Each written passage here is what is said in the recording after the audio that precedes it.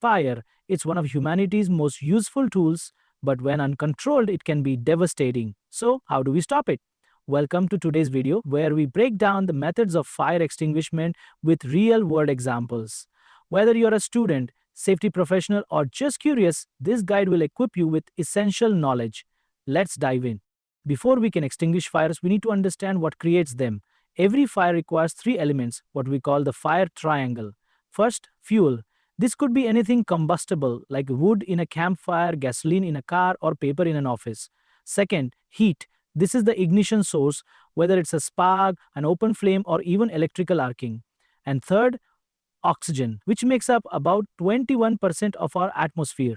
The key to firefighting? Remove any one of these elements and the fire goes out. Simple in theory, but in practice, we've developed specialized methods for each approach. The most visible and commonly understood method is cooling, removing heat from the fire. Picture firefighters battling a house fire. Those powerful streams of water aren't just wetting the building, they are absorbing tremendous amounts of heat energy, bringing temperatures below the point where combustion can continue. In commercial kitchens, you'll find specialized wet chemical extinguishers that both cool the burning oil and create a soapy blanket to prevent reignition. And in high risk industrial facilities, automatic deluge systems can release thousands of gallons per minute to rapidly cool entire areas. But crucially, cooling with water doesn't work on all fires. In fact, using water on electrical or grease fires can be extremely dangerous, which brings us to our next method. When cooling is inappropriate, we turn to smothering, cutting off the fire's oxygen supply. In home kitchens, you've probably seen fire blankets. These non-flammable sheets are perfect for smothering small pan fires by creating an airtight seal. In sensitive environments like server rooms or laboratories, CO2 extinguishers are ideal because they displace oxygen without leaving any damaging residue, and at airports or refineries, you'll find massive foam separation systems that blanket fuel fires with a thick, oxygen-excluding foam layer. The science here is straightforward. No oxygen means the chemical combustion reaction simply can't continue. Sometimes the most effective strategy is to remove the fuel source entirely. We call this starvation.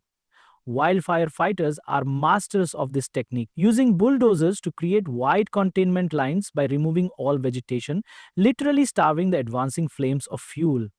In industrial accidents, the first priority is often shutting off gas or fuel valves to stop the flow of combustible material. Even in simple scenarios like a campfire, we practice starvation when we stop adding wood and let the fire burn out. This method requires anticipation and quick action, but when executed properly, it's incredibly effective. Our most technologically advanced method is chemical inhibition, where we disrupt the actual combustion chain reaction. The ABC dry chemical extinguishers you see in hallways work this way. The powder interferes with the fire's chemistry at a molecular level, effective on multiple fire types. In critical environments like aircraft, you'll find halon systems that accomplish this without residue, though they are being phased out for environmental reasons. And for serious oil and gas fires, Purple Cape powder is the specialist's choice, specifically formulated to knock down intense hydrocarbon fires. This is firefighting at the microscopic level, breaking apart the very reactions that sustain combustion. Now that we understand the methods, let's match them to real-world fire types. Class A fires involve ordinary combustibles like wood or paper. Here, cooling with water or blanketing with sand works perfectly. For Class B, liquid fires like gasoline or oil, we smother with foam or chemically inhibit with dry powder. Electrical fires, Class C, demand non-conductive agents like CO2 that won't conduct electricity back to you. Metal fires Class D require specialized powders that can handle extreme temperatures, and in commercial kitchens, Class K fires from cooking oils need wet chemical extinguishers that cool while creating a soapy seal. Always choose your extinguisher based on this classification. Using the wrong type can be deadly.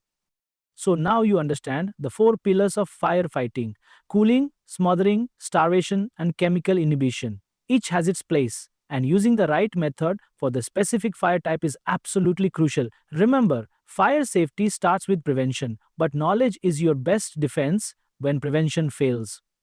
If you found this helpful, smash that like button, share it with someone who might need it, and subscribe for more life-saving knowledge. Stay safe, and I'll see you in the next one.